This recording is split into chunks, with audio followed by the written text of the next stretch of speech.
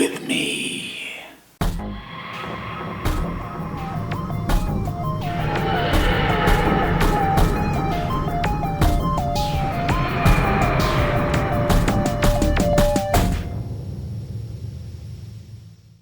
Overdue Doctor Who review, and I get to show off the coat. This was sent to me for my birthday by one of you lovely folks. So yeah, I am that much closer to getting a full outfit put together. So yeah, we're getting there.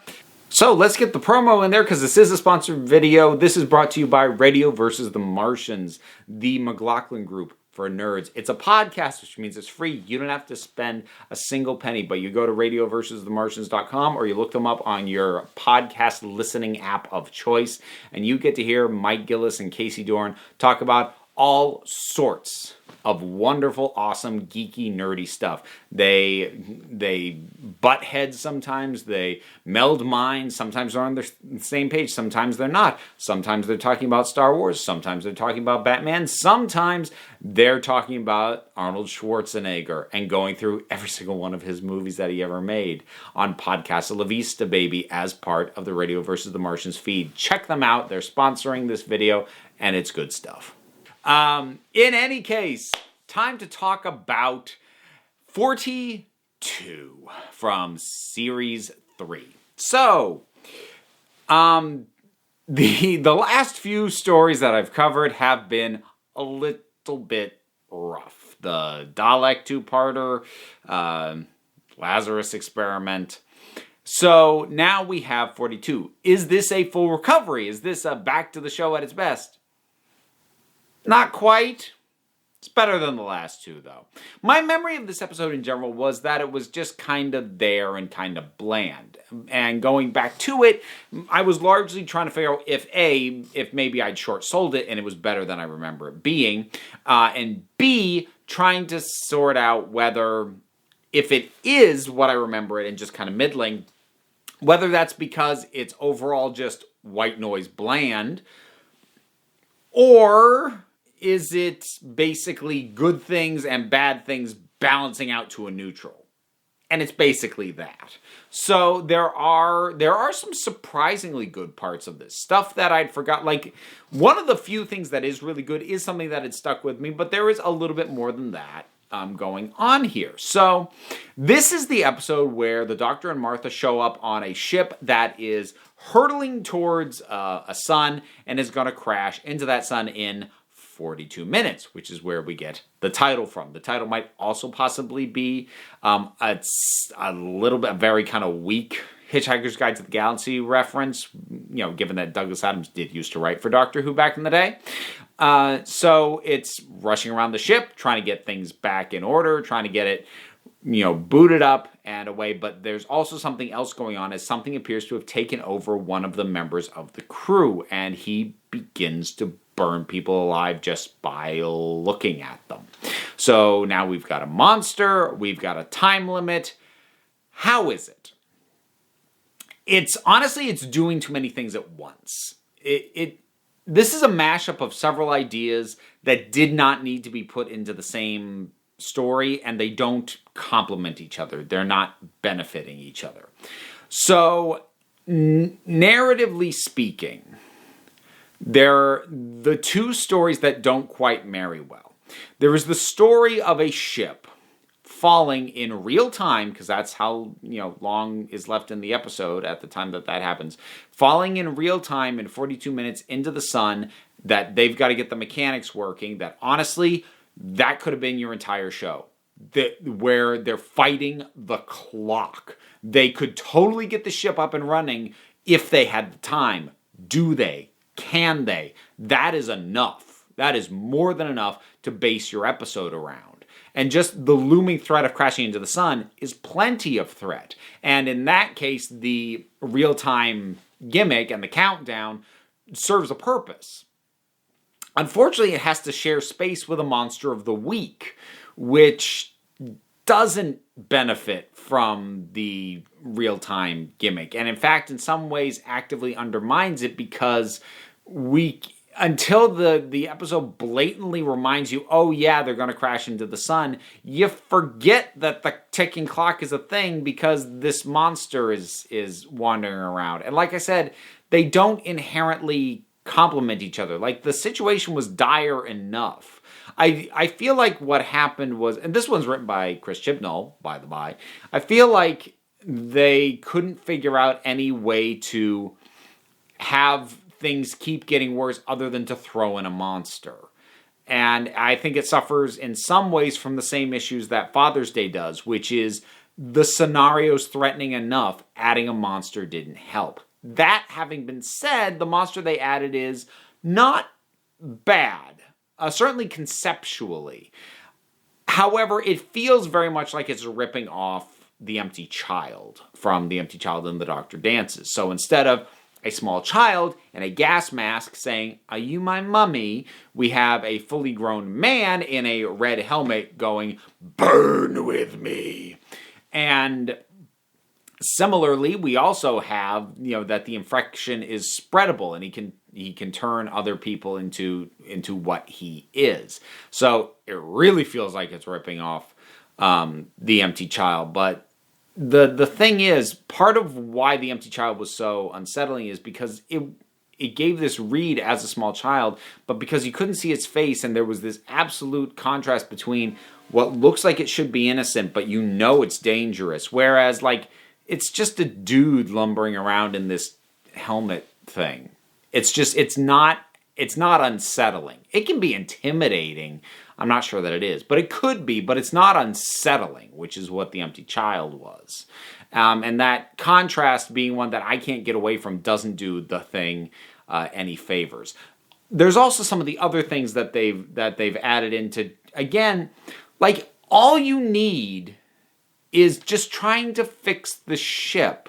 And rather than having things break because it's getting too hot, they have to break because the possessed person broke the thing, or there is the single stupidest door security system in the world.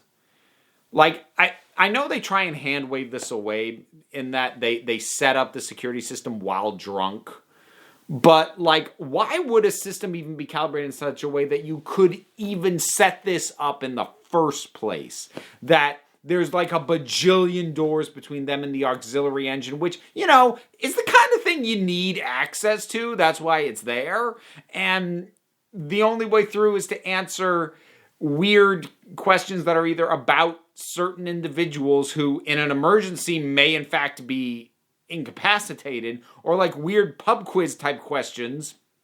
And if you don't get it right on the first try, the entire system locks down. What? I'm sorry, that's the stupidest security system I have ever freaking heard of. And again, I know they try and hand wave it away with a drunk explanation, but no, this is too stupid. This is too stupid, this whole thing.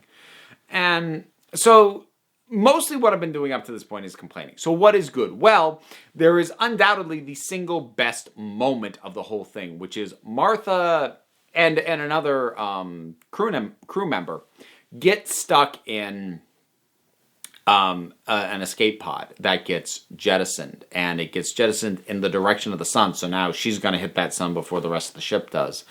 And it's pulling away, and she's just looking through this little porthole, and she sees the doctor, and he's yelling, "I'll save you," but she can't hear him, and they have the sound cut out. And the doctor just shouting, "I'll save you," as he gets smaller and smaller and smaller and smaller, and there's no sound. That's a great shot. That sells the direness, the loneliness, the dread of what Martha's facing. That's really fantastic. And also, Tennant gives a really good performance in this. What he's called upon to do at some points, I don't love, but he does it really well. The whole thing with him almost getting burned through from the inside out and being possessed. He sells the fear and the pain of that very, very well. Again, I'm not sure it's a plot turn that the thing needed, and I don't love it. And again, stupid arbitrary obstacles. He pops out of the ship for a hot second to like basically push some buttons and pull a lever that just happened to be located a little bit further than he can reaching out the door. Again, who designed this ship? Like, what? I don't know. Just move it like a foot closer to the doorway so you can reach around and... Yeah. I should be able to give the ship a reach around in an emergency. That's what I'm saying. And now we'll see if this video gets demonetized for that comment. Who knows? But there we go. I slipped into other stuff again. The crew's pretty good. The overall, the vibe of it, it's trying very much to be, the general tone to be evocative of the Impossible Planet and the Satan Pit, right down to reusing some of the visual elements, such as the spacesuit that the Doctor goes outside in, and in fact has the same director. So it's, and again, it just adds to more of this feeling more like a cobbled together of retread concepts with a real-time gimmick slapped on them. It is a retread of Impossible Planet and Satan Pit from a setting and general vibe standpoint. It is a retread of The Empty Child and the Doctor Dances as far as the monster goes. And then they've just laid this real-time ticking clock on top of that, hoping that that would be like the magic ingredient to elevate this beyond just kind of being cobbled together, but it just doesn't. And again, this episode is not bad. For all the stuff that I'm complaining about, that does pull it down, but none of it's like, what's wrong with you kind of stuff. It's just not great. And the plot, regarding Harold Saxon, that moves forward a little bit with Martha's mother. People got annoyed with me for failing to mention that in the Lazarus Experiment, but the thing is, like, these episodes don't get redeemed for the way that they feed into the series arc story that's going to pay off in the finale. Like I've explained before why I don't like the mystery box format of just referencing something over and over and over again that we don't know what the heck it is until the finale, which in this case is Harold Saxon. So, I don't... These episodes aren't helped by that. For me, at least. So I guess that'll wrap it up. I actually ended up being a little bit more negative than I meant to be. It's fine, is what this episode is. It's fine.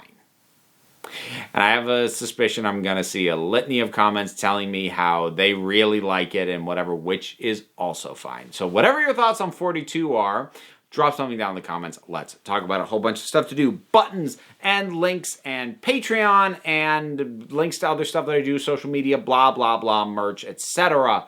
Check them out down below, or don't. If you don't want to, you don't have to. Because at the end of the day, folks, you're the council. I'm just running the meetings, and until next time, this council is adjourned.